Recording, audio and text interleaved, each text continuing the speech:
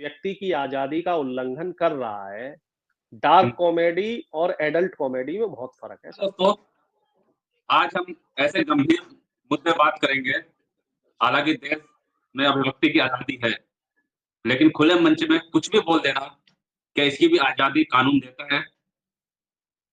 जिस तरीके से रणवीर इलाहाबादी ने जो एक बयान दिया है, उसके बाद विवाद हो गया। आपको बता दें कि मशहूर यूट्यूबर जो हैं, ये वही यूट्यूबर हैं जिनको प्रधानमंत्री नरेंद्र मोदी द्वारा अवार्ड भी मिल चुका है। और ये समय रैना एक यूट्यूबर है, उनके शो पे आए थे इंडिया गॉट टैलेंट। जब से बयान बयान दिया उसके बाद पूरे देश में चर्चा है कि क्या खुले मंच पे इस तरह से बयान देना सही है? क्या इनको सजा हो सकती है? क्या इनकी गिरफ्तारी होगी?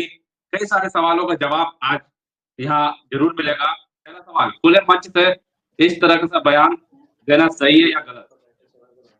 देखिए, आजकल स्टैंड अप कॉमेडी के नाम पर और डार्क कॉमेडी के नाम पर जो फूहड़ता और जो अश्लीलता परोसी जा रही है, वो पहली बात तो ये है कि हमारा जो हिंदू धर्म की जो परंपरा कही जाए या बिल्कुल। सभ्यता कही जाए या हमारे संस्कार कहे जाएं, या फिर हम कह सकते हैं, चलो धर्म विशेष को ना लेके हम ये कह सकते हैं जो हमारे देश की संस्कृति है उसके खिलाफ है।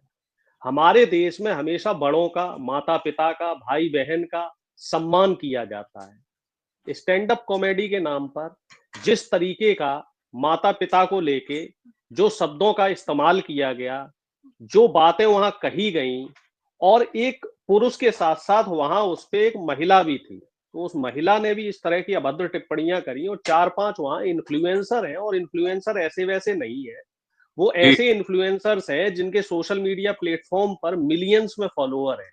यानी कि उनको कम से कम 10-10, 20-20 लाख बच्चे और युवा रोज देखते हैं। उनकी व्यूअरशिप देखी जाए तो मिलियंस में है डेली की व्यूअरशिप। तो अब सवाल इसमें दो सवाल खड़े होते हैं, जो दो अहम सवाल है। पहला सवाल तो ये है, क्या फ्रीडम ऑफ स्पीच के नाम पर आप पब्लिक प्लेटफॉर्म पर कुछ भी बोलते रहेंगे, अश्लीलता परोसते रहेंगे, फुअड़ता परोसते रहेंगे और उसको बर्दाश्त किया जाएगा?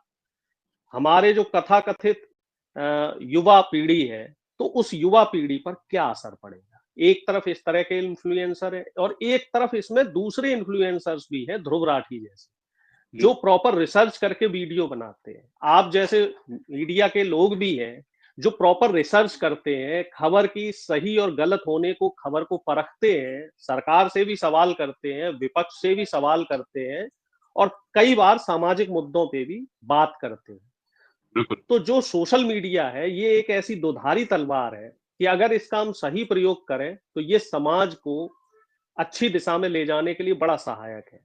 इस पे कई ट्यूटोरियल्स आपको मिलेंगे, कई ऐसे वीडियोस मिलेंगे जो स्टडी में, पढ़ाई लिखाई में और दैनिक जो जीवन से जिन दिनचर्या है उसके लिए बहुत कारगर है और बहुत अच्छे हैं।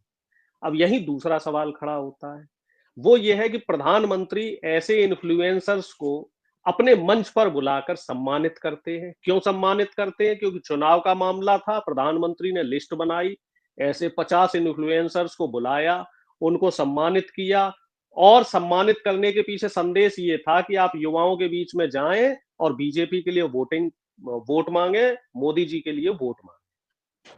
अब दूसरा सवाल ये खड़ा होता है इसी में कि क्या प्रधानमंत्री को ये जानकारी नहीं थी कि ये जो इन्फ्लुएंसर है ये सनातन धर्म और हमारे भारतीय जो परंपरा है उसके लिए किस तरह का सामाजिक संदेश छोड़ेंगे? जो बीजेपी आरएसएस के जो तमाम संगठन है जो खुद को हिंदूवादी और सनातनवादी होने की बात दम्भ भरते हैं, ऐसे लोगों का अब तक कोई रिएक्शन क्यों नहीं आया? क्या इसका ठेका भी विपक्ष के लोगों ने, हम आप जैसे जो सामाजिक चिंतक है, हम लोगों ने इसका भी ठेका उठा रखा है? जब हम समाज में कुरीतियों का विरोध करते हैं तब बीजेपी आरएसएस के लोग और कथाकथित जो हिंदू धर्म के लोग हैं या मुस्लिम धर्म के जो मौलवी हैं वो उठ खड़े होते हैं कि साहब हमारे धर्म के खिलाफ इन्होंने बयानबाजी कर दी। और अब जब इन्हीं द्वारा पाले पोसे गए जो मुस्टंडे हैं, मैं इनको मुस्टंडा कहूंगा, ये मुस्टंडे जब हमारे समाज का गलत दिशा में ले जा रहे हैं, युवाओं के प्रति जो है एक गलत मैसेज दे रहे हैं, अब ये लोग चुप क्यों हैं? तो इसमें प्रधानमंत्री भी कटघरे में आते हैं, बीजेपी भी कटघरे में आ रही है, और जो तमाम सामाजिक और धार्मिक संगठन है वो भी कटघरे में आ रहे हैं। मैं तो आपके चैनल के माध्यम से, मैं 1 मिनट और लूंगा, ये बात कहना चाहता हूं कि ऐसे लोगों के खिलाफ एफआईआर हो, और इन्हें कड़ी सजा मिले। ऐसा नहीं कि इनको 14 दिन न्यायिक हिरासत में रखा और फिर इनको छोड़ दिया, इन्हें कम से कम 2 से 3 साल की सजा मिले, जिससे कि ये लोग अपना जो इनका नेम फेम है उसका दुरुपयोग करने से पहले कई बार सोचें। जी। लेकिन महाराष्ट्र के मुख्यमंत्री भी शायद संज्ञान लिया, खबर आ रही है कि वो कह रहे हैं इसकी सजा होगी तो सजा दी जाएगी। लेकिन सवाल ये उठता है कि क्या सजा हो सकती है? देखिए, इससे पहले आपको ध्यान होगा एल्विस यादव, जो वो भी एक इन्फ्लुएंसर है, उसके खिलाफ भी उत्तर प्रदेश में नोएडा पुलिस ने कार्रवाई करी थी। और आपको जानकारी होगी वो यहाँ नोएडा में रेप पार्टी करता है और जो सांप है उनके जहर को बेचता है। ये कोई ऐसी पहली घटना नहीं है। आरोप सोशल लगे मीडिया तो के जो आरोप लगे इन्फ्लुएंसर्स हैं वो इस तरह के काम ही कर रहे हैं, अपने जी। नाम का, अपने जो फेम है उसका दुरुपयोग करके पैसे ऐंठ रहे हैं। रेप पार्टियों में हजारों रुपया खर्च होता है, तब उसकी एंट्री मिलती है और वहां पे क्या कर रहे हो आप? जहर बेच रहे हो। समाज के जो युवा हैं उनको जहर बेच रहे हो। युवा आकर्षित होके इसलिए आ रहे हैं कि भैया एल्विस यादव आ रहा है, समय रैना आ रहा है, रणवीर इलाहाबादिया आ रहा है, आशीष चंचलानी आ रहा है, या फला XYZ आ रहा है। तो ये लोग इस तरह का जो काम कर रहे हैं, और इसमें जो आपका सवाल है, मैं आपके सवाल पे आता हूं, क्या एल्विस यादव पे कोई कार्रवाई हुई? नहीं हुई।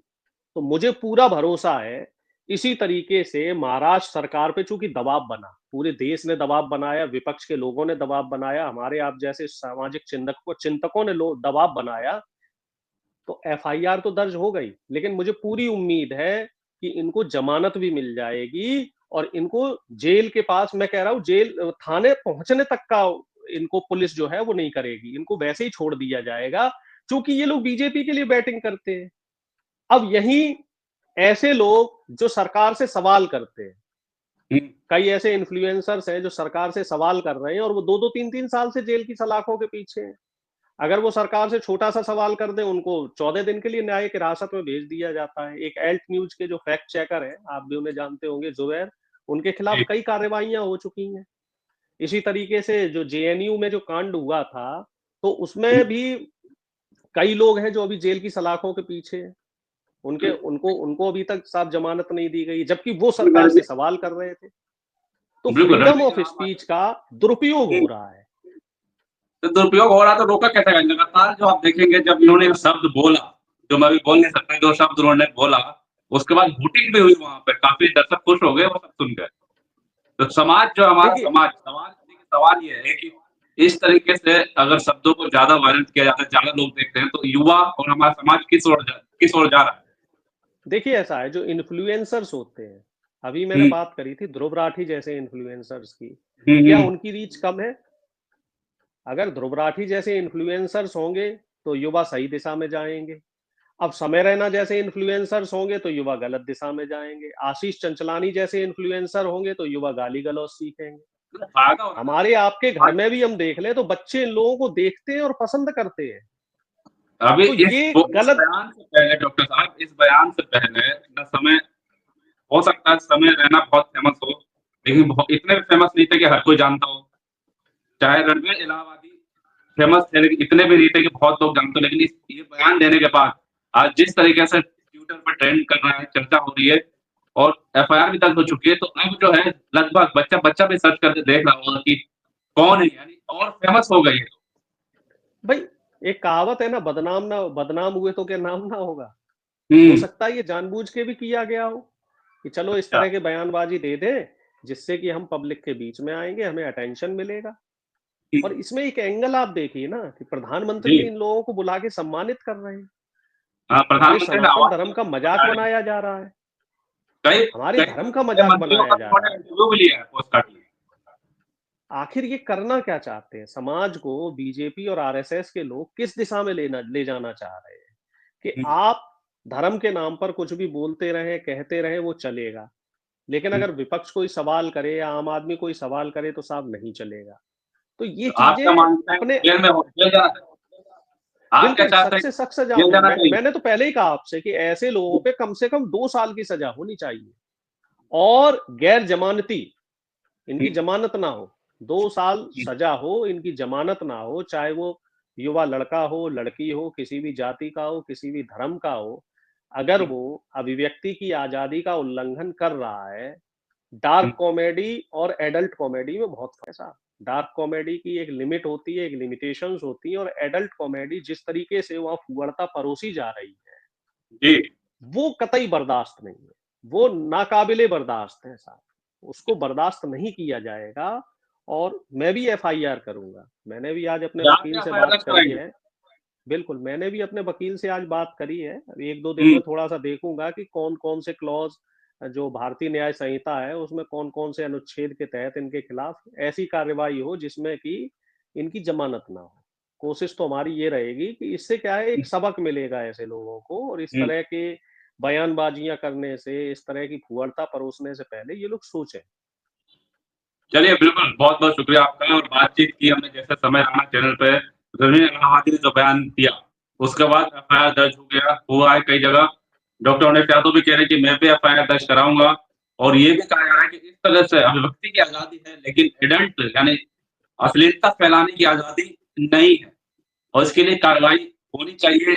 आपको बता दें कि महाराष्ट्र के मुख्यमंत्री ने भी संज्ञान लिया है और कार्रवाई की बात की है। कब कार्रवाई होती है, क्या होती है, जो भी अपडेट होगा हम आपको बताते रहेंगे। और आप क्या चाहते हैं कि एफआईआर दर्ज होना चाहिए, उनके साथ क्या होना चाहिए, हमें कमेंट बॉक्स में ज़रूर बताते रहें। और आपसे भी एक निवेदन है, अगर आप वीडियो पे क्लिक करते हैं तो हमारा सहयोग भी ज़रूर किया करें, चैनल को शेयर या सब्सक्राइब कम से कम व्यू करके कमेंट ज़रूर कर दिया करिए कि ये वीडियो कैसे लगी आपको। इस मुद्दे पे भी अगर आपको कुछ और सवाल है तो जवाब डॉक्टर साहब हमेशा से पूछ सकते हैं। तो तब तक के लिए धन्यवाद।